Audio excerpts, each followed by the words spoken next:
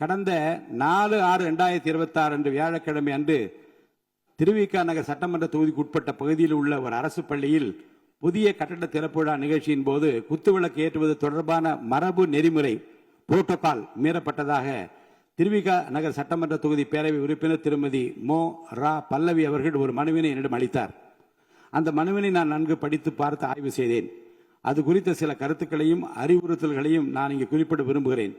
சட்டமன்ற பேரவைக்கென உள்ள கண்ணியத்தினையும் மாண்புகளையும் மற்றும் சட்டமன்ற பேரவை உறுப்பினர்களுக்கென உள்ள சிறப்பு உரிமைகளையும் மரபு நெறிமுறைகளையும் புரோட்டோகால் காப்பது செயல்படுத்துவதும் சட்டமன்ற பேரவை தலைவராக எனது பொறுப்பும் மற்றும் கடமையும் ஆகும். அரசால் வெளியிட்டுள்ள மரபு நெறிமுறைகளின்படி புரோட்டோகால் அரசமைப்பு தலைவர்கள் முதல் முக்கிய பிரமுகர்கள் வரை உள்ள ஒவ்வொருவரின் நிலைக்கு ஏற்ப முன்னுரிமை வரிசை முறை வாரண்ட் ஆஃப் பிரசிடென்ஸ் அமைக்கப்பட்டுள்ளது.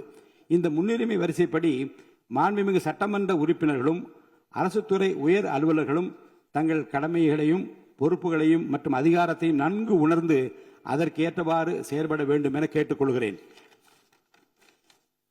திருவிக நகர் தொகுதியில் அந்த பள்ளி கட்டட திறப்பு விழா நிகழ்ச்சி நடைபெற்ற நிகழ்வு மரபு நெறிமுறை குறித்த புரிதல் இல்லாமல் தெரிந்தோ தெரியாமலோ அல்லது அறிந்தோ அறியாமலோ நடந்த அந்த நிகழ்வு இனி வரும் காலங்களில் தொடராது என நம்புகிறேன். அதனால் அந்த மனுவின் மீது மேல் நடவடிக்கை தேவையில்லை என கருதுகிறேன். உரிமை மீறல் குழுவுக்கு அனுப்புவதோ வேறு வகையில் நடவடிக்கை எடுப்பதோ தேவையில்லை என்று கருதுகிறேன்.